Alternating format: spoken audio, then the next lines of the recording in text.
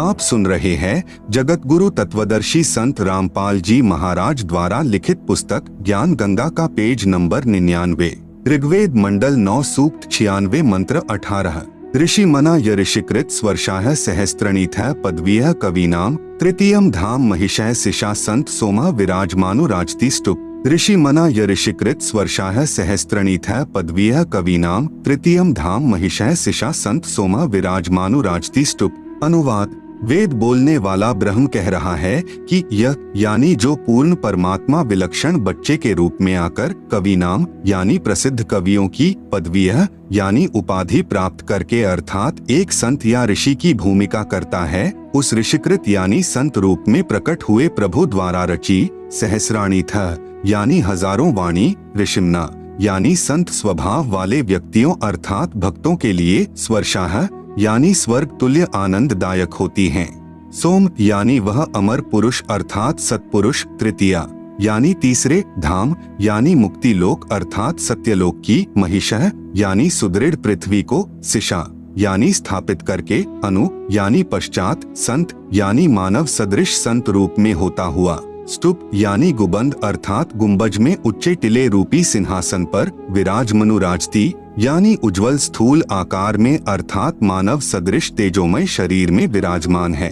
भावार्थ। मंत्र 17 में कहा है कि कबीरदेव शिशु रूप धारण कर लेता है, लीला करता हुआ बड़ा होता है, कविताओं द्वारा तत्व ज्ञान वर्णन करने के कारण कवि की पदवी प्राप्त करता है अर्थात उसे ऋषि संत व कवि कहने लग जाते हैं। वास्तव में वह पूर्ण परमात्मा कबीर ही है।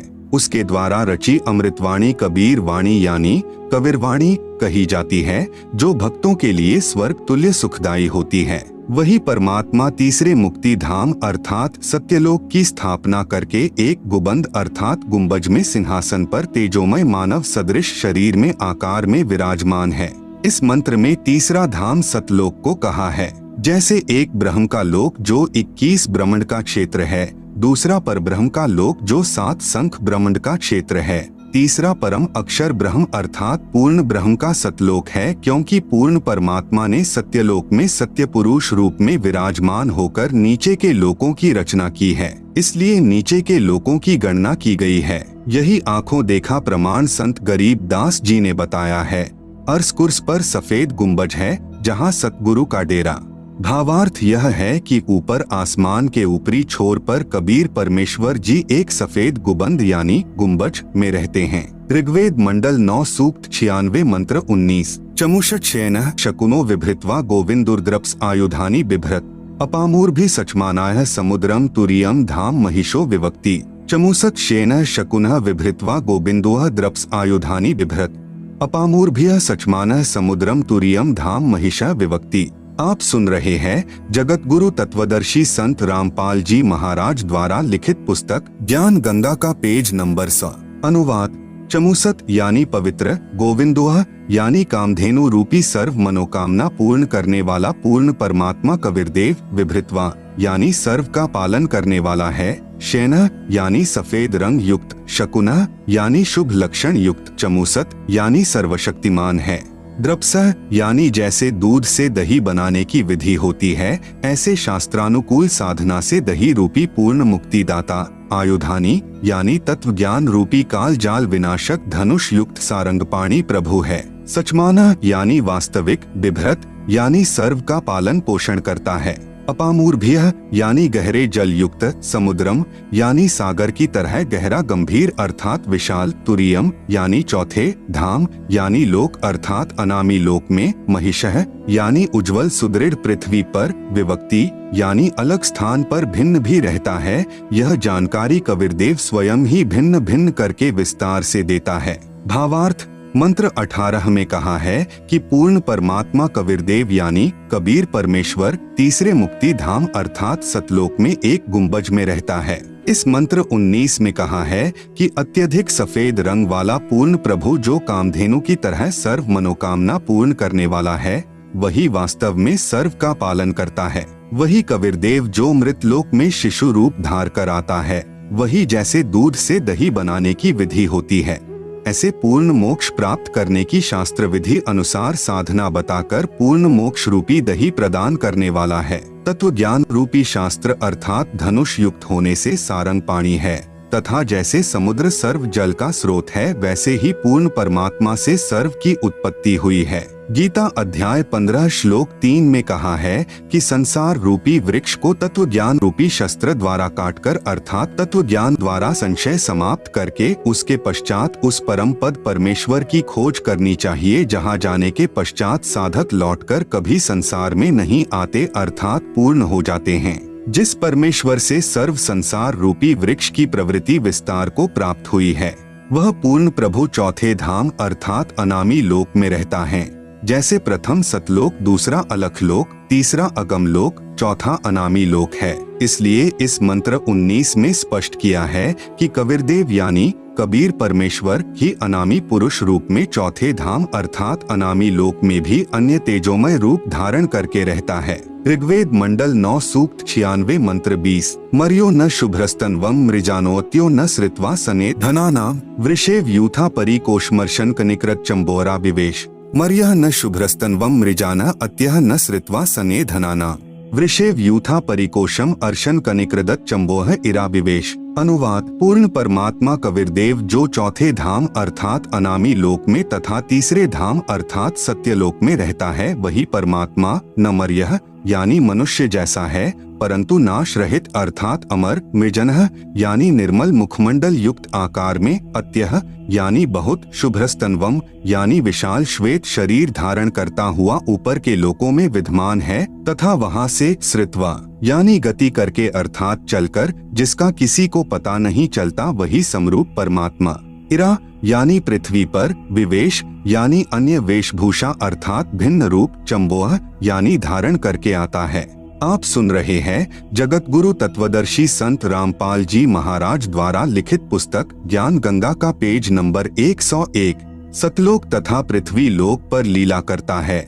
यथा यानी बहुत बड़े समूह को वास्तविक, सने यानी सनातन पूजा की, वृषेव यानी वर्षा करके, न धनानाम यानी उन राम नाम की कमाई के निर्धनों को, कनिकृदत यानी मंद स्वर से अर्थात श्वास उश्वास से मन ही मन में उच्चारण करके पूजा करवाता है, जिससे असंख्य अनुयायियों का पूरा संघ, परिकोशम यानी पूर्व वाले सुखसागर रूप अमृत खजाने अर्थात सत्यलोक को अर्शन यानी पूजा करके प्राप्त करता है। भावार्थ: पूर्ण परमात्मा कबीरदेव यानी कबीर परमेश्वर ऊपर तीसरे धाम अर्थात सत्यलोक में रहता है तथा वही परमेश्वर अन्य मनुष्य रूप धारण करके चौथे धाम अर्थात अनामी लोक में रहता है।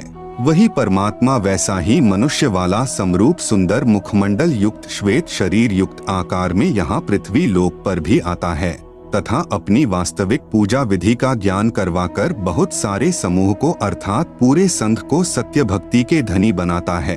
असंख्य अनुयायियों का पूरा संघ सत्य भक्ति की कमाई से पूर्व वाले सुखमय लोक पूर्ण मुक्ति के खजाने को अर्थात सत्यलोक को साधना करके प्राप्त करता है। अथर्ववेद कांड नंबर 4 अनुवाक नंबर 1 मंत्र नंबर 7। संत रामपाल दास द्वारा भाषा भाष्य। यो अथर्वाणम पित्तरम देवबंधुम बृहस्पतिं नमसाव च गच्छात् त्वं विश्वेशाम जनिता यथा स कबीरदेवो न दभायत स्वधावान।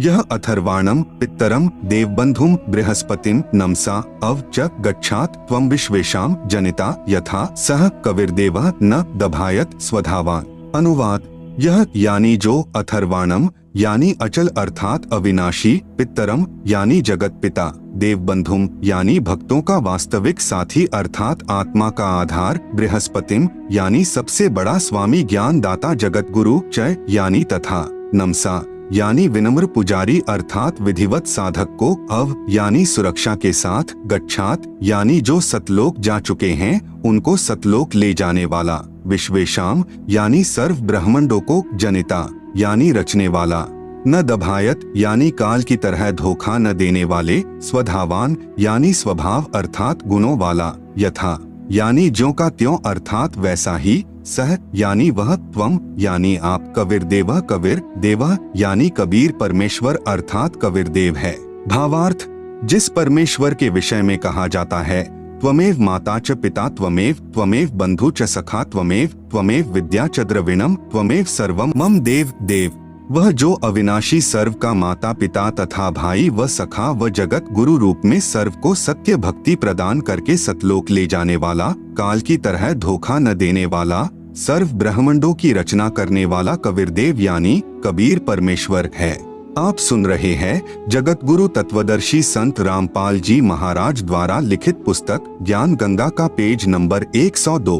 कबीर साहेब जी चारों युगों में आते हैं। सतगुरु पुरुष कबीर हैं। चारों युग प्रवान, झूठे गुरुवा मर गए, हो गए भूत मसान। सतयुग में कबीरदेव यानी कबीर साहेब का सत्सुकृत नाम से प्राकाट्य। तत्व ज्ञान के अभाव से श्रद्धालु शंका व्यक्त करते हैं कि जुलाहे रूप में कबीर जी तो विक्रम संवत 1455 यानी सन 1398 में काशी में आए हैं। वेदों में कबीरदेव यही काशी वाला जुलाहा यानी धानक कैसे पूर्ण परमात्मा हो सकता है? इस विषय में दास यानी संत रामपाल दास की प्रार्थना है कि यही पूर्ण परमात्मा कबीरदेव यानी कबीर परमेश्वर वेदों के ज्ञान से भी पूर्व सतलोक में विद्यमान थे तथा अपना वास्तविक ज्ञान यानी तत्व ज्ञान देने के लिए चारों युगों में भी स्वयं प्रकट हुए हैं। सतयुग में सत्सुकृत नाम से, त्रेतायुग में मुनिंद्र नाम से, द्वापर युग में करुणामय नाम से तथा कलयुग में वास्तविक कबीरदेव यानी कबीर प्रभु नाम से प्रकट हुए हैं। इसके अतिरिक्त अन्य रूप धारण करके कभी भी प्रकट होकर अपनी लीला करके अंतर्ध्यान हो जाते हैं। उस समय लीला करने आए परमेश्वर को प्रभु चाहने वाले श्रद्धालु नहीं पहचान सके, क्योंकि सर्व महर्षियों व संत कहलाने वालों ने प्रभु को निराकार बताया है। वास्तव में परमात्मा आकार में है, मनुष्य सदृश शरीर युक्त हैं, परंतु परमेश्वर का शरीर नाड़ियों के योग से बना 5 तत्व का नहीं है, एक नूर तत्व से बना है। पूर्ण परमात्मा जब चाहे यहाँ प्रकट हो जाते हैं। वे कभी माँ से जन्म नहीं लेते, क्योंकि वे सर्व के उत्पत्ति करता हैं। पूर्ण प्रभु कबीर जी यानी कबीरदेव सतयुग में सत्सुकृत नाम से स्वयं प्रकट हुए थे। उस समय गरुड़ जी, श्री ब्रह्मा जी, श्री विष्णु जी तथा श्री शिव जी आदि को सत ज्ञान समझाया था। श्री मनु महर्षि जी को भी तत्व ज्ञान समझाना चाहा था, परंतु श्री मनु जी ने परमेश्वर के ज्ञान को सत न जानकर श्री ब्रह्मा जी से सुने वेद ज्ञान पर आधारित होकर तथा अपने द्वारा निकाले वेदों के निष्कर्ष पर ही आरूढ़ रहे। इसके विपरीत परमेश्वर सत्सुकृत जी का उपहास करने लगे कि आप तो सर्व विपरीत ज्ञान कह रहे हो। इसलिए परमेश्वर सत्सुकृत का उर्फ नाम वामदेव निकाल लिया। वाम का अर्थ होता है उल्टा, विपरीत। जैसे बायां हाथ को वामा अर्थात उल्टा हाथ भी कहते हैं, जैसे दाएं हाथ को सीधा हाथ भी कहते हैं। इस प्रकार सतयुग में परमेश्वर कबीरदेव जी जो सत्सुकृत नाम से आए थे, उस समय के ऋषियों व साधकों को वास्तविक ज्ञान समझाया करते थे, परंतु ऋषियों ने स्वीकार नहीं किया। सत्सुकृत जी के स्थान पर परमेश्वर को वामदेव कहने लगे। इसीलिए यजुर्वेद अध्याय 12 मंत्र 4 में विवरण है कि यजुर्वेद के वास्तविक ज्ञान को वामदेव ऋषि ने सही जाना तथा अन्य को समझाया। पवित्र वेदों के ज्ञान को समझने के लिए कृपया विचार करें। जैसे यजुर्वेद है, यह एक पवित्र पुस्तक है। आप सुन रहे हैं जगत गुरु तत्वदर्शी संत रामपाल जी महाराज द्वारा लिखित पुस्तक ज्ञान गंगा का पेज नंबर 103। इसके विषय में कहीं संस्कृत भाषा में विवरण किया हो, जहाँ यजुः या यजुम आदि शब्द लिखे हो, तो भी पवित्र पुस्तक यजुर्वेद का ही बोध समझा जाता है। इसी प्रकार पूर्ण परमात्मा का वास्तविक नाम कबीरदेव है। इसी को भिन्न भिन्न भाषा में कबीर साहेब, कबीर परमेश्वर कहने लगे। कई श्रद्धालु शंका व्यक्त करते हैं कि कबीर को कबीर कैसे सिद्ध कर दिया। व्याकरण दृष्टिकोण से कवियः का अर्थ सर्वज्ञ होता है। दास की प्रार्थना है कि प्रत्येक शब्द का कोई न कोई अर्थ तो बनता ही है। रही बात व्याकरण की, भाषा प्रथम बनी क्योंकि वेद वाणी प्रभु द्वारा कही है तथा व्याकरण बाद में ऋषियों द्वारा बनाई है। यह त्रुटि युक्त हो सकती है। वेद के अनुवाद भाषा भाष्य में व्याकरण व्यत्यय है, अर्थात असंगत तथा विरोध भाव है, क्योंकि वेद वाणी मंत्रों द्वारा पदों में है। जैसे पलवल शहर के आसपास के व्यक्ति पलवल को परवर बोलते हैं। यदि कोई कहे कि पलवल को कैसे परवर सिद्ध कर दिया, यही कबीर को कबीर कैसे सिद्ध कर दिया कहना मात्र है। जैसे क्षेत्रीय भाषा में पलवल शहर को परवर कहते हैं, इसी प्रकार कबीर को कबीर बोलते हैं। प्रभु वही है। महर्षि दयानंद जी ने सत्यार्थ प्रकाश समुल्लास 4 पृष्ठ 100 पर दयानंद मठ दीना नगर पंजाब से प्रकाशित पर देवरिकामा का अर्थ देवर की कामना करने किया है। देवरी को पूरा र लिख कर देवर किया है। कबीर को कबीर, फिर भाषा भिन्न कबीर लिखने व बोलने में कोई आपत्ति या व्याकरण की त्रुटि नहीं है। पूर्ण परमात्मा कबीर देव है। यह प्रमाण यजुर्वेद अध्याय 29 मंत्र 25 तथा सामवेद संख्या 1400 में भी है, जो निम्न है। यजुर्वेद के अध्याय नंबर 29 के श्लोक नंबर 25 संत रामपाल दास द्वारा भाषा भाष्य। समिद्धोऽद्य मनुषो दुरोणे देवो देवान्य जसी जातवेद आच वह मित्रामहश्चिकित्वान्त्वं दूतः कविर्षि प्रचेता है।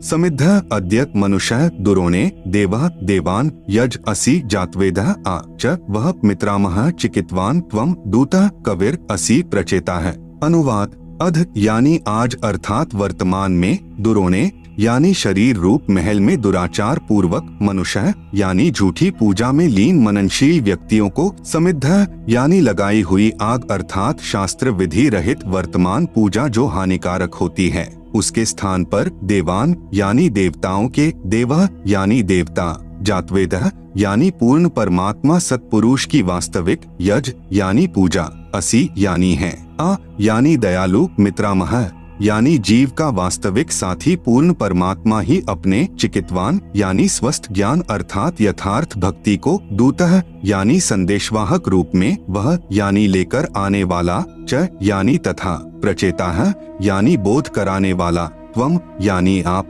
कबीरसी यानी कबीरदेव अर्थात कबीर परमेश्वर हैं। भावार्थ। जिस समय पूर्ण परमात्मा प्रकट होता है उस समय सर्व ऋषि व संत जन शास्त्र विधि त्याग कर मनमाना आचरण अर्थात पूजा द्वारा सर्व भक्त समाज को मार्गदर्शन कर रहे होते हैं। तब अपने तत्व ज्ञान अर्थात स्वस्थ ज्ञान का संदेशवाहक बनकर स्वयं ही कबीरदेव अर्थात कबीर प्रभु ही आता है। आप सुन रहे हैं जगत गुरु तत्वदर्शी संत रामपाल जी महाराज द्वारा लिखित पुस्तक ज्ञान गंगा का पेज नंबर 104 संख्या नंबर 1400 सामवेद उतारचिक अध्याय नंबर 12 खंड नंबर 3 श्लोक नंबर 5 संत रामपाल दास द्वारा भाषा भाष्य। भद्रा वस्त्रा समन्यावसानो महान कविर्निवचनानि शंसन अवच्यस्व चंबोह पूयमानो विचक्षणो जागृविर्देवीत। भद्रा वस्त्रा समन्या वसाना महान कविर निवचनानि शंसन आवच्यस्व चंबोह पूयमान विचक्षण जागृव्य देव वीत। अनुवाद। विचक्षण यानी चतुर व्यक्तियों ने, आवच्यस्व यानी अपने वचनों द्वारा कहा होता है कि जो हम प्रवचन करते हैं इनका अनुसरण करो। उन चतुर व्यक्तियों ने पूर्ण ब्रह्म की पूजा को न बताकर आन उपासना का मार्गदर्शन करके अमृत के स्थान पर पूयमान यानी आन उपासना रूपी मवाद जैसे भूत प्रेत पूजा, पितर पूजा, तीनों गुणों यानी रजगुण ब्रह्मा, सतगुण विष्णु, तमगुण शिव शंकर तथा ब्रह्म काल तक की पूजा को चंबोह यानी आदर के साथ आचमन करा रहे अर्थात शास्त्र विरुद्ध गलत ज्ञान को समाप्त करने के लिए भद्रा यानी परम सुखदायक, महान कबीर यानी महान कबीर अर्थात पूर्ण परमात्मा कबीर, वस्त्रा यानी सशरीर साधारण वेशभूषा में अर्थात वस्त्र का अर्थ है वेशभूषा। संत भाषा में इसे चोला भी कहते हैं। चोला का अर्थ है शरीर। यदि किसी संत का देहांत हो जाता है तो कहते हैं कि चोला छोड़ गए। समन्या यानी अपने सतलोक वाले शरीर के सदृश अन्य शरीर हल्के तेज पुंज का धार कर, वसाना यानी आम व्यक्ति की तरह जीवन जी कर कुछ दिन संसार में अतिथि की तरह बसकर, निवचनानी यानी अपनी शब्दावली कबीर वाणी आदि के माध्यम से सत ज्ञान, शंसन यानी वर्णन करके, देव यानी पूर्ण परमात्मा के, वीतो यानी छिपे हुए सरगुण निर्गुण ज्ञान रूपी धन को, जागृव्य यानी जागृत करते हैं। भावार्थ। जैसे यजुर्वेद अध्याय 5 मंत्र 1 में कहा है कि अग्नेय तनुह असि यानी परमेश्वर सहशरीर है, विष्णवे त्वा सोमस्य तनुह असि यानी उस अमर प्रभु का पालन पोषण करने के लिए अन्य शरीर है जो अतिथि रूप में कुछ दिन संसार में आता है। तत्व ज्ञान से अज्ञान निंद्रा में सोए प्रभु प्रेमियों को जगाता है। वही प्रमाण इस मंत्र में है कि कुछ समय के लिए पूर्ण परमात्मा कबीरदेव अर्थात कबीर प्रभु अपना रूप बदलकर सामान्य व्यक्ति जैसा रूप बनाकर पृथ्वी मंडल पर प्रकट होता है तथा कबीर निवचनानी शंसन अर्थात कबीरवाणी बोलता है। जिसके माध्यम से तत्व ज्ञान को जगाता है तथा उस समय महर्षि कहलाने वाले चतुर प्राणी मिथ्या ज्ञान के आधार पर शास्त्र विधि अनुसार सत्य साधना रूपी अमृत के स्थान पर शास्त्र विधि रहित पूजा रूपी मवाद को श्रद्धा के साथ आचमन अर्थात पूजा करा रहे होते हैं। उस समय पूर्ण परमात्मा स्वयं प्रकट होकर तत्व ज्ञान द्वारा शास्त्र विधि अनुसार साधना का ज्ञान प्रदान करता है। यजुर्वेद अध्याय 5 मंत्र 1 अग्नेय तनु असि विष्णवे त्वा सोमस्य तनु असि विष्णवे त्वा अतिथेह अतिथ्यम असि विष्णवे त्वा शेनाय त्वा सोमभृते विष्णवे त्वा अग्ने त्वा रायः पोषदे विष्णवे त्वा। आप सुन रहे हैं जगत गुरु तत्वदर्शी संत रामपाल जी महाराज द्वारा लिखित पुस्तक ज्ञान गंगा का पेज नंबर 105। अनुवाद। इस मंत्र में परमेश्वर की 2 स्थितियों का वर्णन है। एक स्थिति में परमेश्वर ऊपर के लोकों में तेजोमय शरीर युक्त है। दूसरी स्थिति में परमेश्वर ऋषि या संत की वेशभूषा में साधारण व्यक्ति की तरह शरीर धारण करके सर्व आत्माओं को संभालता है। जैसे अतिथि अर्थात मेहमान आता है। अतिथि का भावार्थ है कि जिसके आने की तिथि पूर्व निर्धारित न हो। उस परमात्मा के अतिथि रूप में आने की भी 2 स्थिति हैं। जैसे नंबर 1, परमात्मा कुछ समय संसार में रहकर आम व्यक्ति की तरह जीवन जीकर अपना तत्व ज्ञान प्रचार करता है। जैसे परमेश्वर कबीर रूप से प्रकट होकर बनारस काशी शहर में 120 वर्ष रहे। अचानक कमल के फूल पर शिशु रूप में प्रकट हुए, फिर लीलावत बड़े हुए, 120 वर्ष संसार में अतिथि रूप में रहकर सहशरीर सतलोक में यानी अपने निज स्थान में चले गए। दूसरी स्थिति है कि परमात्मा अचानक संत या ऋषि रूप में या अन्य साधारण मानव रूप में प्रकट होकर अपने विशेष भक्त को दर्शन देते हैं, उसको तत्व ज्ञान समझाते हैं तथा अपने सत्यलोक के दर्शन करवा के वापस छोड़ देते हैं। फिर वह परम भक्त उस पूर्ण परमात्मा की आंखों देखी महिमा का वर्णन करता है। इसको बाज पक्षी या अलल पक्षी की तरह क्रिया बताई है। जैसे बाज पक्षी अति शीघ्रता से अन्य पक्षी पर झपटता है, उसे लेकर शीघ्र चला जाता है। इसी प्रकार एक अलल यानी वायु में आकाश में रहने वाला पक्षी से तुलना की है, जो शीघ्र नीचे आता है तथा हाथियों को उठाकर शीघ्र वापस आकाश में चला जाता है। जैसे परमात्मा अचानक प्रकट होकर संत नानक जी को बेई नदी पर मिले, सच्चखंड अर्थात सतलोक के दर्शन करवा के तीसरे दिन अचानक पृथ्वी पर छोड़ दिया। उसके पश्चात संत नानक साहेब जी ने पूर्ण परमात्मा की महिमा का आंखों देखा गुणगान किया, जो उनकी अमृतवाणी में गुरु ग्रंथ साहिब में महिला पहला में विद्यमान है। इसी प्रकार सन 1727 में संत गरीबदास जी को गांव छुड़ानी जिला झज्जर हरियाणा प्रांत में नला नामक खेत में परमेश्वर जिंदा महात्मा यानी एक संत के रूप में मिले। सतलोक दिखाकर उसी दिन वापस पृथ्वी पर छोड़ दिया। उसके पश्चात संत गरीबदास साहेब जी ने परमात्मा की महिमा का आंखों देखा विवरण वर्णन किया, जो उनकी अमृतवाणी में सदग्रंथ वाणी गरीबदास में विद्यमान है। इसी प्रकार संत दादू साहेब जी को मिले, संत मलूक दास साहेब जी को मिले, संत धर्मदास साहेब जी को मिले, संत घीसा दास साहेब जी को मिले, हजरत मोहम्मद साहेब जी को मिले, राजा अब्राहिम अधम सुल्तान जी को मिले। अन्य बहुत से महात्माओं को पूर्ण प्रभु अतिथि रूप में दूसरी विधि से मिले तथा अपना यथार्थ आध्यात्मिक ज्ञान यानी तत्व ज्ञान का प्रचार किया तथा अपनी आत्माओं का कल्याण किया। आचार्य स्वामी रामानंद जी को मिले तथा उनको सत्यलोक के दर्शन करवाए। आचार्य स्वामी रामानंद जी ने आंखों देखकर पूर्ण परमेश्वर कबीर जी की महिमा का वर्णन किया। दोहु ठोर है एक तू भया एक से दो, हे कबीर हम कारणे आए हो मगजोय। आप सुन रहे हैं जगत गुरु तत्वदर्शी संत रामपाल जी महाराज द्वारा लिखित पुस्तक ज्ञान गंगा का पेज नंबर 106। स्वामी रामानंद जी ने कहा है, कबीर परमेश्वर आप ऊपर तेजोमय शरीर में तथा यहाँ दोनों स्थानों पर आप ही हैं। हमारे लिए आप इतना रास्ता चल कर आए हैं।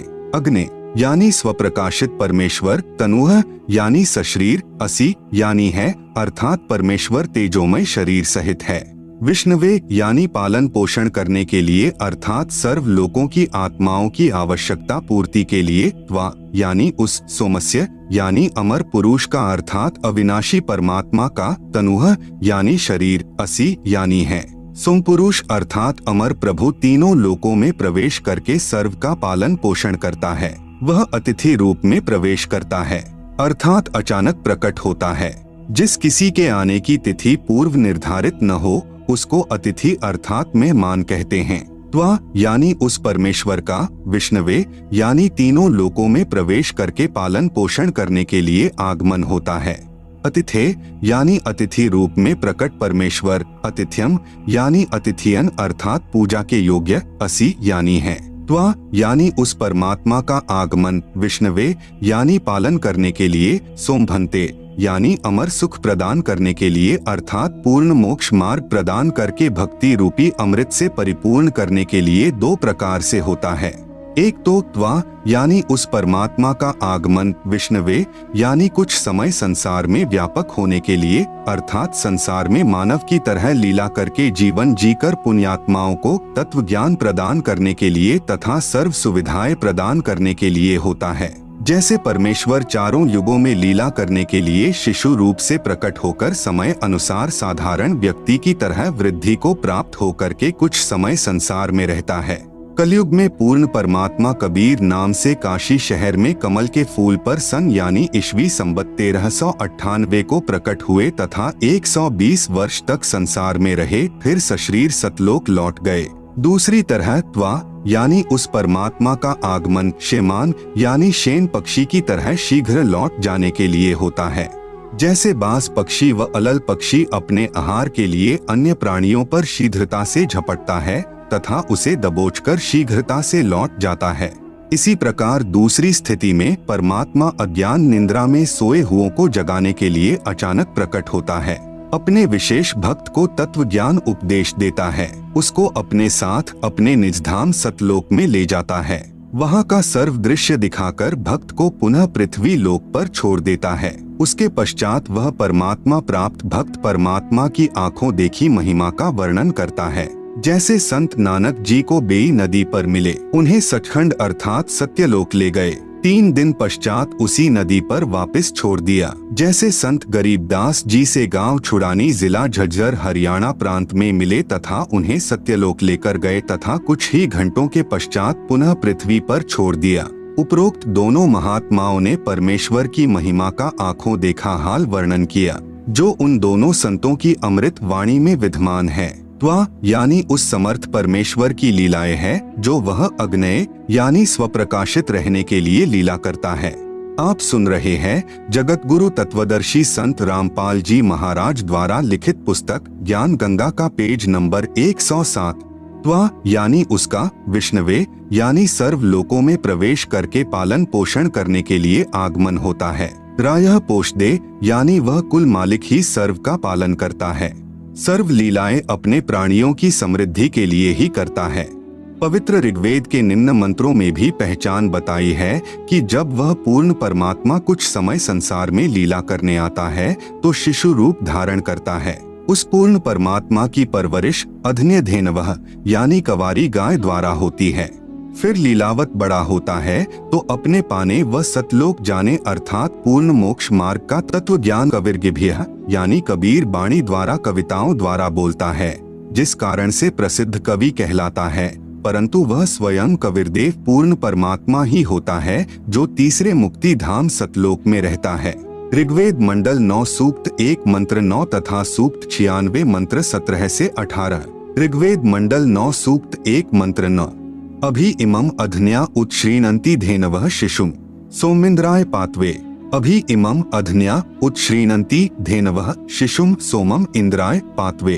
अनुवाद: उत यानी विशेषकर, इमम यानी इस, शिशुम यानी बालक रूप में प्रकट, सोमम यानी पूर्ण परमात्मा अमर प्रभु की, इंद्राय यानी सुख सुविधाओं द्वारा अर्थात खाने पीने द्वारा जो शरीर वृद्धि को प्राप्त होता है उसे, पात्वे यानी वृद्धि के लिए, अभि यानी पूर्ण तरह, अधन्याधेनवः यानी जो गाय सांड द्वारा कभी भी परेशान न की गई हो अर्थात कवारी गाय द्वारा, श्रीणंती यानी परवरिश की जाती है। भावार्थ: पूर्ण परमात्मा अमर पुरुष जब लीला करता हुआ बालक रूप धारण करके स्वयं प्रकट होता है, उस समय कवारी गाय अपने आप दूध देती है, जिससे उस पूर्ण प्रभु की परवरिश होती है। ऋग्वेद मंडल 9 सूक्त 96 मंत्र 17। शिशुम जज्ञानम हर्यतम मृजंती शुंभंती वहिन मरुतः गणेन। कविर्गीर भी काव्येना कविर संत सोमः पवित्रम अत्येति रेभन। अनुवाद: पूर्ण परमात्मा हर्य शिशुम यानी मनुष्य के बच्चे के रूप में जज्ञानम यानी जानबूझकर प्रकट होता है तथा अपने तत्व ज्ञान को तम यानी उस समय, मृजंती यानी निर्मलता के साथ, शुंभंती यानी उच्चारण करता है, वहनी यानी प्रभु प्राप्ति की लगी विरह अग्नि वाले, मरुतः यानी वायु की तरह शीतल भक्त गणेन यानी समूह के लिए, काव्येना यानी कविताओं द्वारा कवित्व से, पवित्रम अत्येति यानी अत्यधिक निर्मलता के साथ, कविर गीर भी यानी कविर वाणी अर्थात कबीर वाणी द्वारा, रेभन यानी ऊंचे स्वर से संबोधन करके बोलता है, कविर संत सोमः यानी वह अमर पुरुष अर्थात सत्पुरुष ही संत अर्थात ऋषि रूप में स्वयं कविरदेव ही होता है। परंतु उस परमात्मा को न पहचानकर कवि कहने लग जाते हैं। भावार्थ: वेद बोलने वाला ब्रह्म कह रहा है कि विलक्षण मनुष्य के बच्चे के रूप में प्रकट होकर पूर्ण परमात्मा कविरदेव अपने वास्तविक ज्ञान को अपनी कविर्गिभ्यः अर्थात कबीर बाणी द्वारा निर्मल ज्ञान अपने हंसात्माओं अर्थात पुण्यात्मा अनुयायियों को कवि रूप में कविताओं, लोकोक्तियों के द्वारा संबोधन करके अर्थात उच्चारण करके वर्णन करता है। वह स्वयं सत्पुरुष कबीर ही होता है। आप सुन रहे हैं जगत गुरु तत्वदर्शी संत रामपाल जी महाराज द्वारा लिखित पुस्तक ज्ञान गंगा का पेज नंबर 108, ऋग्वेद मंडल 9 सूक्त 96 मंत्र 18। ऋषि मना य ऋषिकृत स्वर्षाः सहस्त्राणिथ पदवीः कवीना तृतीयम धाम महिषः सिषा संत सोमा विराजमानु राजती स्तुप। अनुवाद: वेद बोलने वाला ब्रह्म कह रहा है कि यह यानी जो पूर्ण परमात्मा विलक्षण बच्चे के रूप में आकर कवि नाम यानी प्रसिद्ध कवियों की, पदवीयः यानी उपाधि प्राप्त करके अर्थात एक संत या ऋषि की भूमिका करता है, उस ऋषिकृत यानी संत रूप में प्रकट हुए प्रभु द्वारा रची, सहस्राणीथ यानी हजारों वाणी, ऋषिम्ना यानी संत स्वभाव वाले व्यक्तियों अर्थात भक्तों के लिए, स्वर्षाः यानी स्वर्ग तुल्य आनंददायक होती हैं। संत सोमः यानी ऋषि संत रूप से प्रकट वह अमर पुरुष अर्थात सत्पुरुष ही होता है। वह पूर्ण प्रभु तृतीया यानी तीसरे, धाम यानी मुक्ति लोक अर्थात सतलोक की, महिषः यानी सुदृढ़ पृथ्वी को, सिषा यानी स्थापित करके, अनु यानी पश्चात मानव सदृश संत रूप में, स्तूप यानी गुबंद अर्थात गुंबज में ऊंचे टिले रूपी सिंहासन पर, विराजमनु राजती यानी उज्ज्वल स्थूल आकार में अर्थात मानव सदृश शरीर में विराजमान है। भावार्थ: मंत्र 17 में कहा है कि कविरदेव शिशु रूप धारण कर लेता है, लीला करता हुआ बड़ा होता है, कविताओं द्वारा तत्व ज्ञान वर्णन करने के कारण कवि की पदवी प्राप्त करता है अर्थात उसे कवि कहने लग जाते हैं। वास्तव में वह पूर्ण परमात्मा कबीर यानी कबीर प्रभु ही है। उसके द्वारा रची अमृतवाणी कबीर वाणी यानी कबीरगिरह अर्थात कबीरवाणी कही जाती है, जो भक्तों के लिए स्वर्ग तुल्य सुखदायी होती है। वही परमात्मा तीसरे मुक्ति धाम अर्थात सतलोक की स्थापना करके एक गुबंद अर्थात गुंबज में सिंहासन पर तेजोमय मानव सदृश शरीर में आकार में विराजमान है। इस मंत्र में तीसरा धाम सतलोक को कहा है। जैसे एक ब्रह्म का लोक जो 21 ब्रह्मांड का क्षेत्र है, दूसरा परब्रह्म का लोक जो 7 संख ब्रह्मांड का क्षेत्र है, तीसरा परम अक्षर ब्रह्म अर्थात पूर्ण ब्रह्म का रिद्धाम अर्थात सतलोक है। त्रेतायुग में कबीरदेव यानी कबीर साहेब का मुनिंद्र नाम से प्राकाट्य, नल तथा नील को शरण में लेना। त्रेतायुग में स्वयंभू यानी स्वयं प्रकट होने वाला कबीरदेव यानी कबीर परमेश्वर रूपांतर करके मुनिंद्र ऋषि के नाम से आए हुए थे। अनल अर्थात नल तथा अनिल अर्थात नील दोनों आपस में मौसी के पुत्र थे। माता पिता का देहांत हो चुका था।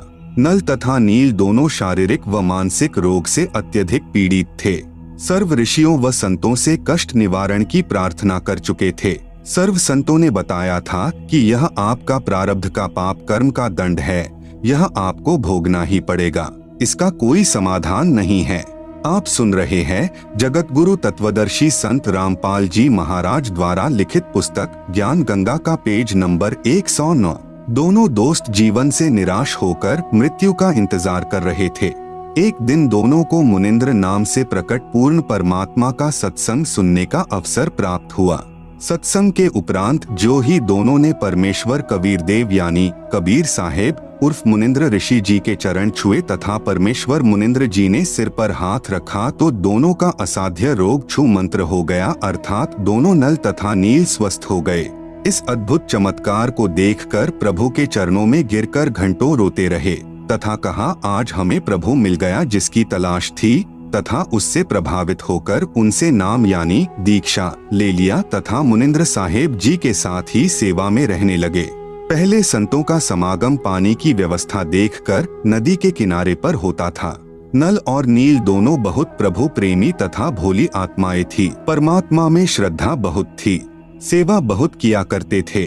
समागमों में रोगी व वृद्ध व विकलांग भक्तजन आते तो उनके कपड़े धोते तथा बर्तन साफ करते, उनके लोटे और गिलास मांज देते थे।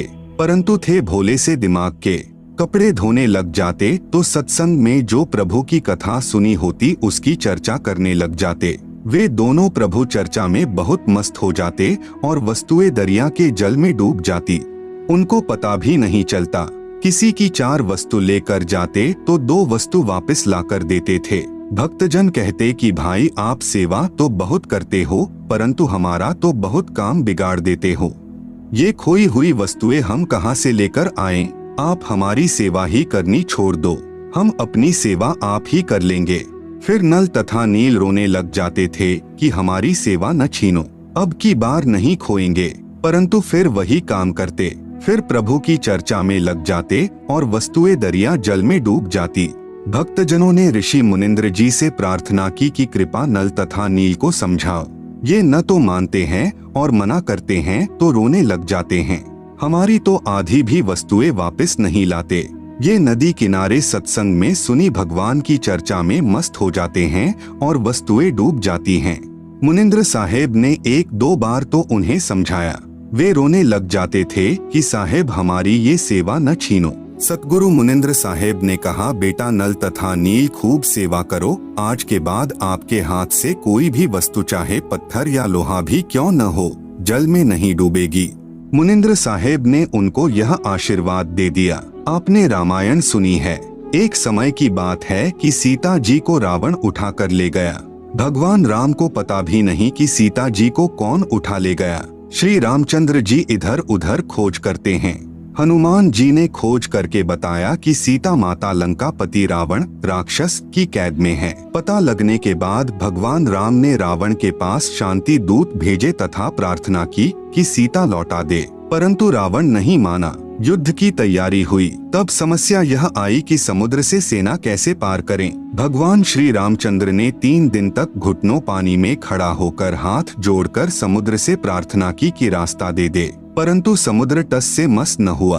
आप सुन रहे हैं जगत गुरु तत्वदर्शी संत रामपाल जी महाराज द्वारा लिखित पुस्तक ज्ञान गंगा का पेज नंबर 110। जब समुद्र नहीं माना तब श्री राम ने उसे अग्नि बाण से जलाना चाहा। भयभीत समुद्र एक ब्राह्मण का रूप बनाकर सामने आया और कहा कि भगवान सबकी अपनी अपनी मर्यादाएं हैं, मुझे जलाओ मत, मेरे अंदर न जाने कितने जीव जंतु बसे हैं। अगर आप मुझे जला भी दोगे तो भी आप मुझे पार नहीं कर सकते, क्योंकि यहाँ पर बहुत गहरा गड्ढा बन जाएगा जिसको आप कभी भी पार नहीं कर सकते। समुद्र ने कहा, भगवान ऐसा काम करो कि सर्प भी मर जाए और लाठी भी न टूटे, मेरी मर्यादा भी रह जाए और आपका पुल भी बन जाए। तब भगवान श्री राम ने समुद्र से पूछा कि वह क्या विधि है। ब्राह्मण रूप में खड़े समुद्र ने कहा कि आपकी सेना में नल और नील नाम के 2 सैनिक हैं। उनके पास उनके गुरुदेव से प्राप्त एक ऐसी शक्ति है कि उनके हाथ से पत्थर भी जल पर तैर जाते हैं। हर वस्तु चाहे वह लोहे की हो तैर जाती है। श्री रामचंद्र ने नल तथा नील को बुलाया और उनसे पूछा कि क्या आपके पास कोई ऐसी शक्ति है। नल तथा नील ने कहा कि हाँ जी, हमारे हाथ से पत्थर भी जल नहीं डूबेंगे। श्री राम ने कहा कि परीक्षण करवा।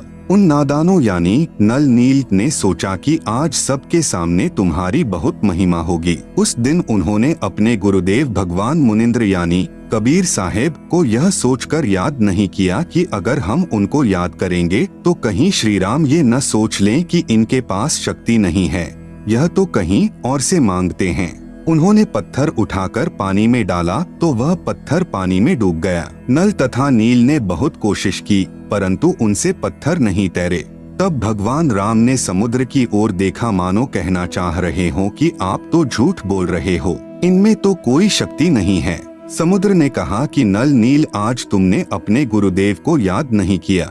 नादानों, अपने गुरुदेव को याद करो। वे दोनों समझ गए कि आज तो हमने गलती कर दी। उन्होंने सतगुरु मुनिंद्र साहेब जी को याद किया। सतगुरु मुनिंद्र यानी कबीर साहेब वहां पर पहुंच गए। भगवान रामचंद्र जी ने कहा कि हे ऋषिवर, मेरा दुर्भाग्य है कि आपके सेवकों के हाथों से पत्थर नहीं तैर रहे हैं। मुनिंद्र साहेब ने कहा कि अब इनके हाथ से तैरेंगे भी नहीं, क्योंकि इनको अभिमान हो गया है। सतगुरु की वाणी प्रमाण करती है कि गरीब जैसे माता गर्भ को राखे जतन बनाए, ठेस लगे तो क्षीण होवे, तेरी ऐसे भक्ति जाए। उस दिन के पश्चात नल तथा नील की वह शक्ति समाप्त हो गई। श्री रामचंद्र जी ने परमेश्वर मुनिंद्र साहेब जी से कहा कि हे ऋषिवर, मुझ पर बहुत आपत्ति आई हुई है, दया करो किसी प्रकार सेना परले पार हो जाए। जब आप अपने सेवकों को शक्ति दे सकते हो तो प्रभु कुछ रजा करो। मुनिंद्र साहेब ने कहा कि यह जो सामने वाला पहाड़ है, मैंने उसके चारों तरफ एक रेखा खींच दी है। इसके बीच बीच के पत्थर उठा लाओ, वे नहीं डूबेंगे। श्री राम ने परीक्षण के लिए पत्थर मंगवाया, उसको पानी पर रखा तो वह तैरने लग गया। नल तथा नील कारीगर यानी शिल्पकार भी थे। हनुमान जी प्रतिदिन भगवान याद किया करते थे। उसने अपनी दैनिक क्रिया भी साथ रखी। राम राम भी लिखता रहा और पहाड़ के पहाड़ उठा कर ले आता था। आप सुन रहे हैं जगत गुरु तत्वदर्शी संत रामपाल जी महाराज द्वारा लिखित पुस्तक ज्ञान गंगा का पेज नंबर 111। नल नील उनको जोड़ तोड़ कर पुल में लगा लेते थे। इस प्रकार पुल बना था। धर्मदास जी कहते हैं, रहे नल नील जतन कर हार, तब सतगुरु से करी पुकार, जा सत रेखा लिखी अपार, सिंधु पर शिला तिराने वाले। धन धन सतगुरु सत कबीर, भक्त की पीर मिटाने वाले। कोई कहता था कि हनुमान जी ने पत्थर पर राम का नाम लिख दिया था, इसलिए पत्थर तैर गए। कोई कहता था कि नल नील ने पुल बनाया था। कोई कहता था कि श्री राम ने पुल बनाया था, परंतु यह सत कथा ऐसे है जैसे आपको ऊपर बताई गई है। सत कबीर की साखी, पृष्ठ 179 से 182 तक। पीव पिछान को अंग, कबीर तीन देव को सब कोई ध्यावे, चौथे देव का मरम न पावे, चौथा छाड़ पंचम को ध्यावे, कहे कबीर सो हम पर आवे। कबीर ओंकार निश्चय भया, यह करता मत जान, साचा शब्द कबीर का, पर्दे माही पहचान। कबीर रामकृष्ण अवतार हैं, इनका ना ही संसार, जिन साहेब संसार किया, सो किन्हू न जन्म्या नार। कबीर चार भुजा के भजन में, भूली परे सब संत, कबीरा सुमिरो तासु को, जाके भुजा अनंत। कबीर समुद्र पाट लंका गए, सीता को भरतार, ताही अगस्त मुनि पिए गयो, इनमें को करतार। कबीर गोवर्धन गिरी धारियो कृष्ण जी, द्रोणागिरी हनुमंत, शेष नाग सब सृष्टि सहारी, इनमें को भगवंत। कबीर काटे बंधन विपत्ति में, कठिन किया संग्राम, चिन्होरे नर प्राणिया, गरुड़ बड़ों की राम। कबीर कह कबीर चित चेतु, शब्द करो निरुवार, श्री राम ही करता कहत हैं, भूली परियो संसार। कबीर जिन राम कृष्ण व निरंजन कियो, सो तो करता न्यार, अंधा ज्ञान न बूझई, कहे कबीर विचार। द्वापर युग में कबीर देव यानी कबीर साहेब का करुणामय नाम से प्राकाट्य। परमेश्वर कबीर यानी कबीर देव द्वापर युग में करुणामय नाम से प्रकट हुए थे। उस समय एक वाल्मीक जाति में उत्पन्न भक्त सुदर्शन सुपच यानी अनुसूचित जाति का उनका शिष्य हुआ था। इसी सुदर्शन जी ने पांडवों की यज्ञ सफल की थी। आप सुन रहे हैं जगत गुरु तत्वदर्शी संत रामपाल जी महाराज द्वारा लिखित पुस्तक ज्ञान गंगा का पेज नंबर 112, जो न तो श्री कृष्ण जी के भोजन करने से सफल हुई थी, न ही 33 करोड़ देवताओं, 88,000 ऋषियों, 12 करोड़ ब्राह्मणों, 9 नाथों, 84 सिद्धों आदि के भोजन खाने से सफल हुई थी। भक्त सुदर्शन वाल्मीकि पूर्ण गुरु जी से वास्तविक 3 मंत्र प्राप्त करके सत साधना गुरु मर्यादा में रहते हुए कर रहा था। द्वापर युग में इंद्रमती को शरण में लेना। द्वापर युग में चंद्रविजय नाम का एक राजा था। उसकी पत्नी इंद्रमती बहुत ही धार्मिक प्रवृत्ति की औरत थी। संत महात्माओं का बहुत आदर किया करती थी। उसने एक गुरुदेव भी बना रखा था। उनके गुरुदेव ने बताया था कि बेटी साधु संतों की सेवा करनी चाहिए। संतों को भोजन खिलाने से बहुत लाभ होता है। एकादशी का व्रत, मंत्र के जाप आदि साधनाएं जो गुरुदेव ने बताई थी वह भगवत भक्ति में बहुत दृढ़ता से लगी हुई थी। गुरुदेव ने बताया था कि संतों को भोजन खिलाया करेगी तो तू आगे भी रानी बन जाएगी और तुझे स्वर्ग प्राप्ति होगी। रानी ने सोचा कि प्रतिदिन एक संत को भोजन अवश्य खिलाया करूंगी। उसने यह प्रतिज्ञा मन में ठान ली कि मैं खाना बाद में खाया करूंगी, पहले संत को खिलाया करूंगी। इससे मुझे याद बनी रहेगी, कहीं मुझे भूल न पड़ जाए। रानी प्रतिदिन पहले एक संत को भोजन खिलाती, फिर स्वयं खाती। वर्षों तक ये क्रम चलता रहा। एक समय हरिद्वार में कुंभ के मेले का संयोग हुआ। जितने भी त्रिगुण माया के उपासक संत थे सभी गंगा में स्नान के लिए यानी परभी लेने के लिए प्रस्थान कर गए। इस कारण से कई दिन रानी को भोजन कराने के लिए कोई संत नहीं मिला। रानी इंद्रमती ने भी प्रतिज्ञावश स्वयं भी भोजन नहीं किया। चौथे दिन रानी इंद्रमती ने अपनी बांदी से कहा कि बांदी देख ले कोई संत मिल जाए तो, नहीं तो आज तेरी रानी जीवित नहीं रहेगी। आज मेरे प्राण निकल जाएंगे परंतु मैं खाना नहीं खाऊंगी। वह दीन दयाल कबीर परमेश्वर अपने पूर्व वाले भक्त को शरण में लेने के लिए न जाने क्या कारण बना देता है। बांदी ने ऊपर अटारी पर चढ़कर देखा कि सामने से एक संत आ रहा था। सफेद कपड़े थे। द्वापर युग में परमेश्वर कबीर करुणामय नाम से आए थे। बांदी नीचे आई और रानी से कहा कि एक व्यक्ति है जो साधु जैसा नजर आता है। रानी ने कहा कि जल्दी से बुला ला। बांदी महल से बाहर गई तथा प्रार्थना की कि हे महात्मा जी, आपको हमारी रानी ने याद किया है। करुणामय साहेब ने कहा कि रानी ने मुझे क्यों याद किया है, मेरा और रानी का क्या संबंध। नौकरानी ने सारी बात बताई। करुणामय यानी कबीर साहेब ने कहा कि रानी को आवश्यकता पड़े तो यहाँ आ जाए, मैं यहाँ खड़ा हूँ। तू बांदी और वह रानी, मैं वहाँ जाऊँ और यदि वह कह दे कि तुझे किसने बुलाया था या उसका राजा ही कुछ कह दे और बेटी संतों का अनादर बहुत पापदायक होता है। बांदी फिर वापस आई और रानी से सब वार्ता कह सुनाई। तब रानी ने कहा कि बांदी मेरा हाथ पकड़ और चल। जाते ही रानी ने दंडवत प्रणाम करके प्रार्थना की कि हे परवरदिगार, चाहती तो हूँ कि आपको कंधे पर बैठा लूं। आप सुन रहे हैं जगत गुरु तत्वदर्शी संत रामपाल जी महाराज द्वारा लिखित पुस्तक ज्ञान गंगा का पेज नंबर 113। करुणामय साहेब ने कहा, बेटी मैं यही देखना चाहता था कि तेरे में कोई श्रद्धा भी है या वैसे ही भूखी मर रही है। रानी ने अपने हाथों खाना बनाया। करुणामय रूप में आए कबीरदेव ने कहा कि मैं खाना नहीं खाता, मेरा शरीर खाना खाने का नहीं है। तो रानी ने कहा कि मैं भी खाना नहीं खाऊंगी। करुणामय साहेब जी ने कहा कि ठीक है बेटी, लाओ खाना खाते हैं, क्योंकि समर्थ उसी को कहते हैं जो चाहे सो करे। करुणामय साहेब ने खाना खा लिया। करुणामय रूप में प्रकट कविरग्नियानी कबीर परमेश्वर ने रानी से पूछा कि जो यह तू साधना कर रही है यह तेरे को किसने बताई है। रानी ने कहा कि मेरे गुरुदेव ने आदेश दिया है। कबीर साहेब ने पूछा, क्या आदेश दिया है तेरे गुरुदेव ने। इंद्रमती ने कहा कि ब्रह्मा विष्णु महेश की पूजा, एकादशी का व्रत, तीर्थ भ्रमण, देवी पूजा, श्राद्ध निकालना, मंदिर में जाना, संतों की सेवा करना। करुणामय यानी कबीर साहेब ने कहा कि जो साधना तेरे गुरुदेव ने दी है तेरे को जन्म और मृत्यु तथा स्वर्ग नरक के चक्र में रखेगी व 84 लाख योनियों के कष्ट से मुक्त नहीं होने देगी। रानी ने कहा कि महाराज जी जितने भी संत हैं अपनी अपनी प्रभुता आप ही बनाने आते हैं। मेरे गुरुदेव के बारे में कुछ नहीं कहोगे, मैं चाहे मुक्त हो या न हो। अब करुणामय यानी कबीर साहेब सोचते हैं कि इस भोले जीव को कैसे समझाएं। इन्होंने जो पूछ पकड़ ली उसको छोड़ नहीं सकते, मर सकते हैं। करुणामय साहेब ने कहा कि बेटी वैसे तो तेरी इच्छा है, मैं निंदा नहीं कर रहा। क्या मैंने आपके गुरुदेव को गाली दी है या कोई बुरा कहा है? मैं तो भक्ति मार्ग बता रहा हूँ कि यह भक्ति शास्त्र विरुद्ध है, तुझे पार नहीं होने देगी और न ही तेरा कोई आने वाला कर्म दंड कटेगा। और सुन ले, आज से तीसरे दिन तेरी मृत्यु हो जाएगी। न तेरा गुरु बचा सकेगा और न तेरी यह नकली साधना बचा सकेगी। जब मरने की बारी आती है फिर जीव को डर लगता है। वैसे तो नहीं मानते। रानी ने सोचा कि संत झूठ नहीं बोलते, कहीं ऐसा न हो कि मैं परसों ही मर जाऊं।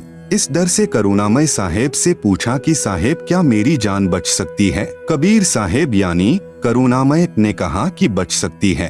अगर तू मेरे से उपदेश लेगी, मेरी शिष्या बनेगी, पिछली पूजाएं त्यागेगी, तब तेरी जान बचेगी। इंद्रमती ने कहा, मैंने सुना है कि गुरुदेव नहीं बदलना चाहिए, पाप लगता है। कबीर साहेब यानी करुणामय ने कहा कि नहीं पुत्री, यह भी तेरा भ्रम है। एक वैद्य यानी डॉक्टर से दवाई न लगे तो क्या दूसरे से नहीं लेते? एक 5वीं कक्षा का अध्यापक होता है, फिर एक उच्च कक्षा का अध्यापक होता है।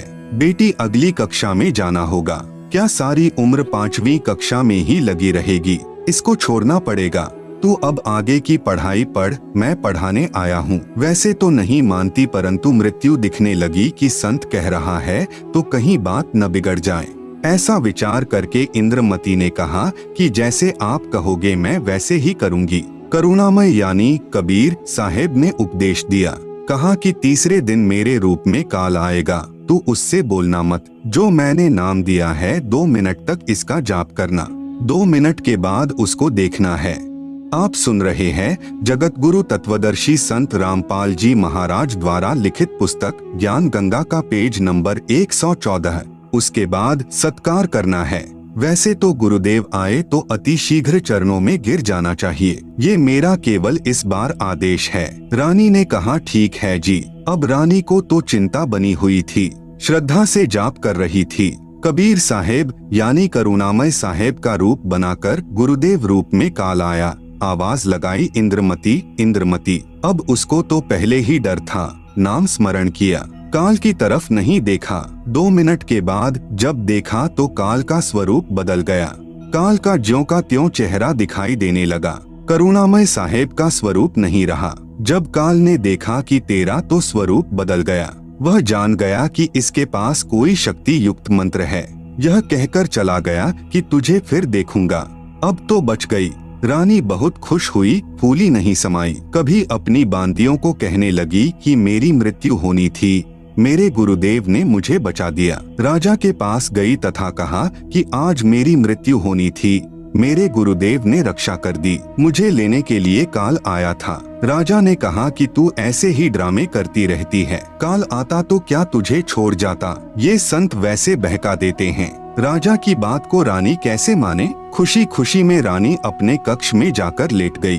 कुछ देर के बाद सर्प बनकर काल फिर आया और रानी को डस लिया। जो ही सर्प ने डसा रानी को पता चल गया। रानी जोर से चिल्लाई, मुझे सांप ने डस लिया। नौकर भागे। देखते ही देखते एक मोरी यानी पानी निकलने का छोटा छिद्र में से वह सर्प निकल गया। अपने गुरुदेव को पुकार कर रानी बेहोश हो गई। करुणामय यानी कबीर साहेब वहाँ प्रकट हो गए। लोगों को दिखाने के लिए मंत्र बोला।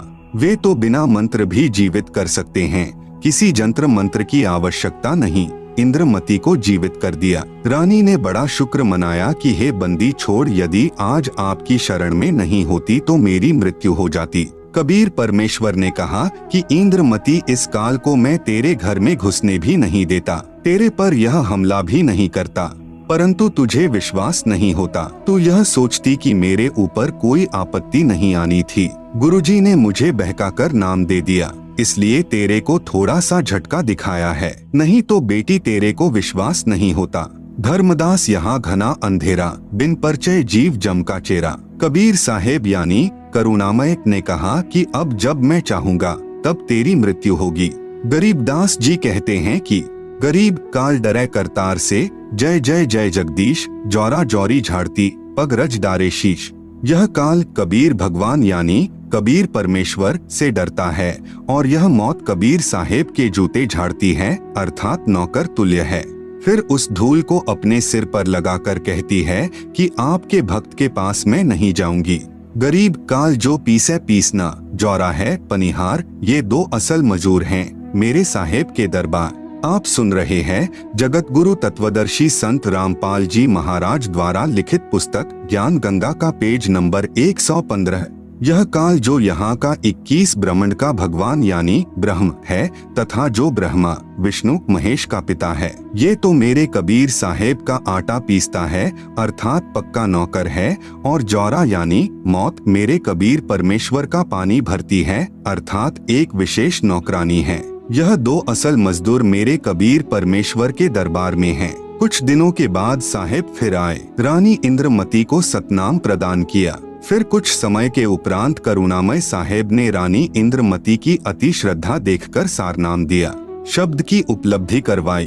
कबीर परमेश्वर रानी इंद्रमती को समय समय पर दर्शन देने जाते रहते थे, तो इंद्रमती प्रार्थना किया करती थी कि मेरे पति राजा को समझाओ मालिक, यह भी मान जाए, आपके चरणों में आ जाए तो मेरा जीवन सफल हो जाए। चंद्रविजय से कबीर साहेब ने प्रार्थना की कि चंद्रविजय आप भी नाम लो, यह 2 दिन का राज और ठाठ है, फिर 84 लाख योनियों में प्राणी चला जाएगा। चंद्रविजय ने कहा कि भगवान मैं तो नाम लूं नहीं और आपकी शिष्या को मना करूं नहीं, चाहे सारे खजाने को ही दान करो, चाहे किसी प्रकार का सत्संग करवाओ, मैं मना नहीं करूंगा। कबीर साहेब यानी करुणामय ने पूछा आप नाम क्यों नहीं लोगे? चंद्रविजय राजा ने कहा कि मैंने तो बड़े बड़े राजाओं की पार्टियों में जाना पड़ता है। करुणामय यानी कबीर साहेब ने कहा कि पार्टियों में जाने में नाम क्या बाधा करेगा, सभा में जाओ, वहाँ काजू खाओ, दूध पी लो, शरबत जूस पी लो, शराब मत प्रयोग करो,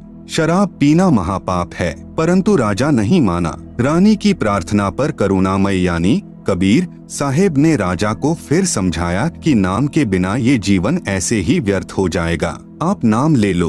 राजा ने फिर कहा कि गुरुजी मुझे नाम के लिए मत कहना, आपकी शिष्या को मैं मना नहीं करूंगा, चाहे कितना दान करे, कितना सत्संग करवाए।